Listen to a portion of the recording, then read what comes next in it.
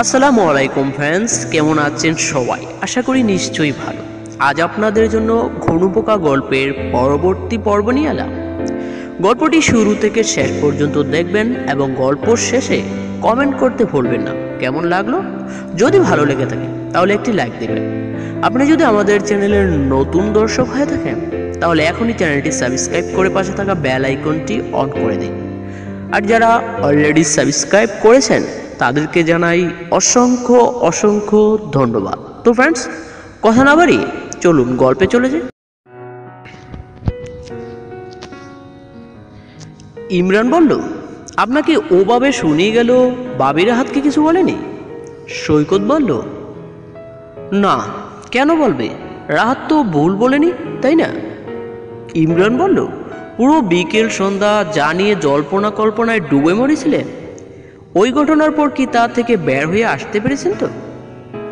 সৈকত বলল, না, প্রশ্ন আমার রয়ে গিয়েছে। ইমরান বলল, কি প্রশ্ন? সৈকত বলল, নাদিম রিক্সা আটকে রাখার সাহস পায় কিভাবে? রূপু কেন মিনমিন করে কথা বলেছিল? ও একটু জোরে সোরে চিৎকার করলেই তো নাদিমের সাহস হয় না রূপুর রিক্সা আটকানো রাখার। খুব সরল একটা যুক্তি দেখায়। ধরো, তোমার গার্লফ্রেন্ডের সাথে তোমার ঝগড়া হয়েছে, তুমি তার সাথে কথা বলে ঝগড়া মিটিয়ে নিতে চাচ্ছ। সেও চাচ্ছে ঝগড়া মিটিয়ে যাক, কিন্তু তার ইচ্ছে তুমি তার রাগটা আরেকটু যত্ন নিয়ে ভাবো। সেই মুহূর্তে তোমার গার্লফ্রেন্ড মিনমিনে সরে তোমার সঙ্গে অভিমান দেখাবে, অভিযোগ করবে, দূরে সরিয়ে দিতে চাইবে। যদি তার ঝগড়া মেটানোর ইচ্ছা না থাকে তো কখনোই মিনমিন সরে কথা বলবে না। ইমরান বলল, ও, আপনি তাহলে এই যুক্তি ধরে বসেছিলেন? বাবি রাহাতের সঙ্গে বাসায় চলে গেল? সৈকত বলল, ইমরান বলল, আপনাকে কিছুই বলিনি? সৈকত বলল, না। ইমরান বলল, আপনিও আটকানোর চেষ্টা করেননি? সৈকত বলল, ইমরান বলল, কেন? সৈকত বলল, আসলে তখন রূপুর প্রতি খুব অভিমান কাজ করছিল। ইমরান বলল, কিসের অভিমান? সৈকত বলল, রূপু নাদিমকে ভালো কেন বাসে? ইমরান বলল, ভাবি নাদিমকে ভালোবাসে এটা কিন্তু ভাবি নিজ মুখে একবারও বলে, শুধুমাত্র নাম্বার ব্লক করেনি কিংবা রাস্তায় ঝগড়া করেনি। সেই কথার প্রেক্ষিতেই আপনি এটা বলতে পারেন না ভাবি নাদিমকে এখনো ভালোবাসে? সৈকত বলল, ঈর্ষা কোনো যুক্তি দেখে না ইমরান। আমি যাকে ভালোবাসি সে অন্য কাউকে ভালোবাসবে এটা তো আমি মেনে নিব না। ইমরান বলল, ভালোবাসা কোথায়? ভাবি তো আপনাকেই ভালোবাসে। হ্যাঁ, হতে পারে নাদিম ভাবির প্রথম প্রেম ছিল, তাই হয়তো মনের এক কোণায় নাদিমের আলাদা একটা জায়গা ছিল। এটা থাকবে, খুব স্বাভাবিক। প্রথম প্রেমগুলো এমনই হয়। তার মানে তো এই না যে ভাবি আপনাকে ফেলে নাদিমের হাত ধরে কোথাও চলে যাবে। সৈকত বলল, তুমি যতটা সহজে বলে দিলে প্রথম প্রেমিকের মনে এক কোণায় ঘাপচি মেরে বসে থাকবে, এটা খুব স্বাভাবিক। ব্যাপারটা আসলে আমার কাছে মোটেও স্বাভাবিক না।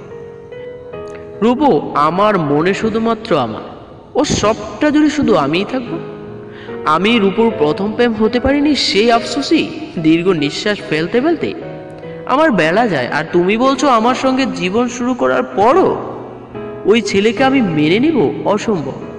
মনের এক কোণে কেন, রূপর দূর দূরান্তেও আমি নাদিমকে আপদকে কল্পনা করতে পারি না। বিশ্রী রকমের অসহ্য লাগে। ইমরান বলল, বাবির নিশ্চুপ চলে যাওয়ার সহ্য হয়নি নিশ্চয়? সৈকত বলল, না, রূপু আমাকে পাত্তা দিচ্ছিল না একদমই। বিকেলে একটু রাগ করে কি বললাম সে তার লম্বা লম্বা ঠ্যাং নিয়ে তরতরিয়ে ভেটে বেরিয়ে গেল বাসা থেকে। এখন আসলাম ওর বাসা পর্যন্ত, আমার সঙ্গে কথা না বলেই চলে গেল বাসায়।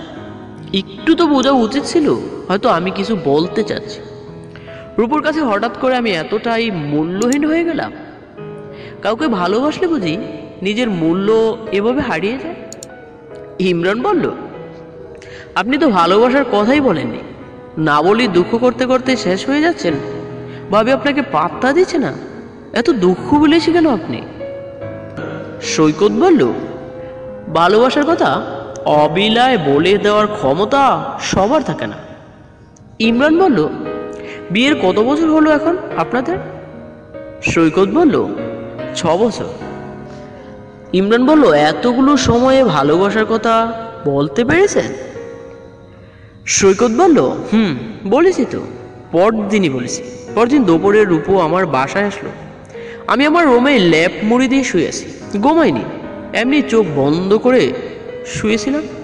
রূপো আমার মুখের উপর থেকে ল্যাপটা টেনে সরালো, কপালে হাত রেখে জিজ্ঞেস করলো, জ্বর তো নেই, পালস রেটও ঠিক আছে শুনলাম, তাহলে তোমার সমস্যাটা কোথায়? অসুখটা কি সেটাই তো কেউ বুঝতে পারছে না। রূপো এসেছে, আমার খুশিতে আটকানা হওয়ার কথা ছিল, কিন্তু আমার মোটেই খুশি লাগেনি। একরাশ চিন্তায় আমি জর্জরিত ছিলাম।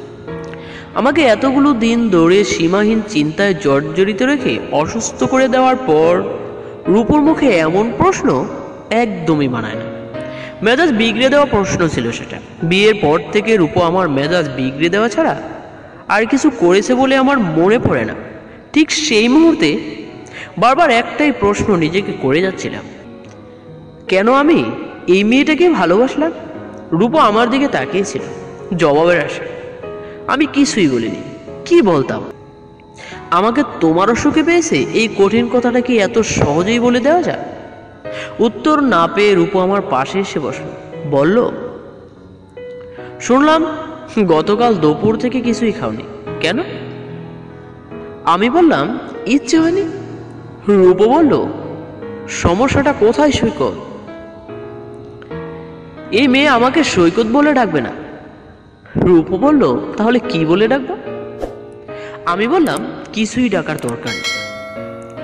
রূপো বলল, আচ্ছা কিছুই ডাকবো না, এখন বলো তো কি হয়েছে? ডিভোর্স দিতে চাচ্ছ না? খাওয়া দাওয়া বন্ধ করে বাসায় পড়ে আছো, জ্বর ঠান্ডা কিচ্ছুই নেই, পালস রেট ঠিক আছে, তবুও মাথা তুলে দাঁড়াতে পারছো না। তুমি মুখ ফুটে না বললে সমস্যা বুঝবো কিভাবে? আমি বললাম, তুমি বুঝো না সমস্যা কোথায়? রূপন্তী বলল, মা গতকাল বলল তুমি কেন ডিভোর্স দিতে চাচ্ছ না। দেখো, তুমি আমাকে পছন্দ করো না, কয়েক মাস ধরেই ডিভোর্স চাচ্ছ আমার কাছে। আমিও চাচ্ছি না সংসার করতে, সেই সম্পর্কটা আমরা কেউই চাচ্ছি না। সেটা শুধুমাত্র মানুষের বয়ে কেন আমরা টিকিয়ে রাখবো? আজীবন একটা বোঝা আমাদের বয়ে বেড়াতে হবে? ওই মুহূর্তে আমার মনে হচ্ছিল রূপো আমার ধৈর্যের পরীক্ষা নিচ্ছে, আর আমি খুব শীঘ্রই এই পরীক্ষায় ফেল করব। পাজরা আমার ভীষণ নিষ্পিস করতে লাগলো। ইচ্ছে হচ্ছিল তখনই রূপোকে লাথি দিয়ে খাট থেকে ফেলে দিই। ইমরান বলল, আপনার কি সত্যি এমন ইচ্ছে হচ্ছিল? সৈকত বলল, হ্যাঁ সত্যি। গায়ে উপর থেকে ল্যাপটা খাটের আরেক মাথায় ছুঁড়ে মারলাম, বললাম, তুমি আমার ধৈর্যের বাঁধ ভেঙে দিচ্ছ রূপন্তী। চর খেতে না চাইলে এখনই আমার ঘর থেকে বেরো। রূপন্তী বলল, কি আশ্চর্য, চর লাগানোর মতো কি করলাম আমি? আর কথায় কথায় রেগে যাচ্ছ কেন? খুব সাধারণ কথা বললাম, এখানেও তো রাগ করার কি আছে? আমি বললাম, ভং ধরো, বুঝো না কিছু? রূপন্তী বলল, সব কিছুই তো তোমার খেয়াল খুশি মতো কেন হবে? এতদিন চেয়েছো ডিভোর্স দিতে, আমি রাজি হয়েছি। রাজি হওয়ার পর এখন এসে বলছো ডিভোর্স দিতে চাও না। মানুষ তোমাকে খারাপ ভাববে। মানুষের জন্য কি এখন ডিভোর্স আটকে রাখাবো আমি? সারা জীবন একটা ছাদের নিচে ঝগড়া করে কাটাবো? আমার পক্ষে এত অপমান সহ্য করা আর সম্ভব না। প্লিজ এবার আমাকে মুক্ত দাও। আমি বললাম, ডিভোর্সের জন্য মন ছুটে গিয়েছে তাই না রূপন্তী? মানুষটা হাত বাড়িয়ে অপেক্ষা করছে তোমার জন্য। আমার হাত না ছেড়ে তার হাত ধরবে কিভাবে, তাই না? এজন্যই তো ডিভোর্স দিতে উঠে পড়ে লেগেছ। রূপন্তী বলল, কে অপেক্ষা করছে আমার জন্য? আমি বললাম, কি আবার না দি, তোমার এক্স বয়ফ্রেন্ড, যার হাত ধরে ঘর ছেড়ে পালিয়েছিলে। রূপন্তী বলল, তোমাকে এসব কে বলেছে? আমি বললাম, তোমার ডায়েরি আর তোমার ইনবক্স। রূপন্তী বলল, আমার ডায়েরি তোমার কাছে? তুমি আমার ডায়েরি পড়েছো কেন? আমি বললাম, পড়ব না আমি? কে পড়বে তাহলে, তোমার নাদিম? রূপন্তী বলল, কি আজে বাজে কথা বলে যাচ্ছ, ওর সাথে কেন আমাকে জড়াচ্ছ? আমি বললাম, ওকে ভালোবাসতে পারো আর আমি ওর সাথে তোমাকে জড়িয়ে কিছু বললেই আমার দোষ? রূপন্তী বলল, কে বলেছে নাদিমকে আমি এখনো ভালোবাসি? আমি বললাম, তো কাকে বাসো বলো? আমাকে ভালোবাসো? বাসো না তো, একদমই ভালোবাসো না। এজন্যই তো এত যন্ত্রণা দিচ্ছ। তোমাকে ভালোবাসি বলে এত যন্ত্রণা দিবে আমাকে? ইমরান বলল, ওহ যাক, অবশেষে বলেই ফেললেন। সৈকত বলল, ইচ্ছে করে বলিনি, মুখ ফসকে বেরিয়ে এল। ইমরান বলল, যেভাবে হোক বলতে তো পেরেছেন। ওই কঠিন মুহূর্তে বাবিকে এ কথাটা জানানো ভীষণ জরুরি ছিল। বাবির ওই মুহূর্তের মুখটা খুব দেখতে ইচ্ছে হচ্ছিল। সৈকত বলল, রূপু হা হয়ে আমার দিকে তাকিয়েছিল। কথাটা বলে আমিও ভীষণ অস্বস্তিতে পড়ে গেলাম। কিছু মুহূর্ত কড়া নীরবতার মধ্যে কেটে গেল। আমরা কেউ কিছু বলিনি। রূপু আমার দিকে তাকিয়েছিল আর আমি জানালার দিকে বাহিরে তাকিয়েছিলাম। কয়েক মুহূর্ত পর রূপু বলল, দেখো, তুমি আমাকে কেন ডিভোর্স দিতে চাচ্ছ না সে কারণটা আমি জানি। হ্যাঁ, হতে পারে তোমার এই আবদার আমি মেনে নিচ্ছি না। তার মানে তো এই না তুমি এখন আমাকে মানানোর জন্য মিথ্যে ভালোবাসার গল্প শোনাবে। তুমি কখনোই ভালোবাসোনি, কখনোই বাসবে না। শুধু শুধু এই নোংরামি করো না। বুড়ো কুচকে এলো ইমরানের। দাঁত দিয়ে নখ কাটতে কাটতে বলল, ও তার মানে বাবি আপনার কথা বিশ্বাস করেনি? সৈকত বলল, না, ওর ধারণা ছিল আমি লোকের কথায় বয়ে ওকে ডিভোর্স দিতে চাচ্ছি না। ইমরান বলল, ভুলটা কিন্তু আপনারই। আপনি আপনার মা বাবাকে কথাটা বলেছিলেন।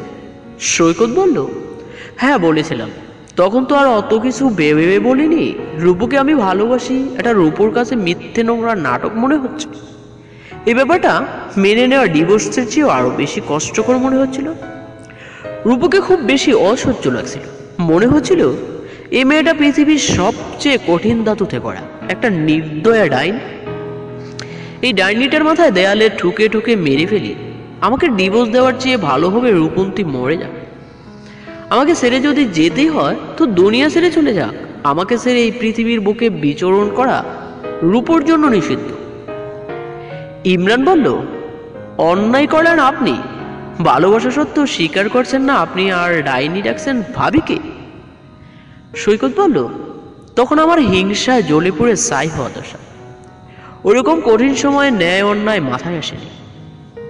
ইমরান বলল, নবনীকে নিয়ে প্রশংসায় মেতে উঠলে ভাবি ঠিকই একইভাবে কষ্ট পেত। এই অনুভূতিটা কি একবারের জন্য তখন অনুভব করেছিলেন? সৈকত বলল, ইমরান বলল, সরি বলতে ইচ্ছে হতো না? সৈকত বলল, খুব ইচ্ছে হতো। ইমরান বলল, কিন্তু বলতে পারতে না। ভিতর থেকে জড়তাগুলো আপনাকে আঁকড়ে রাখতো, তাই না? সৈকত বলল, সেটাও ছিল আমার ভুলগুলোর মধ্যে একটা।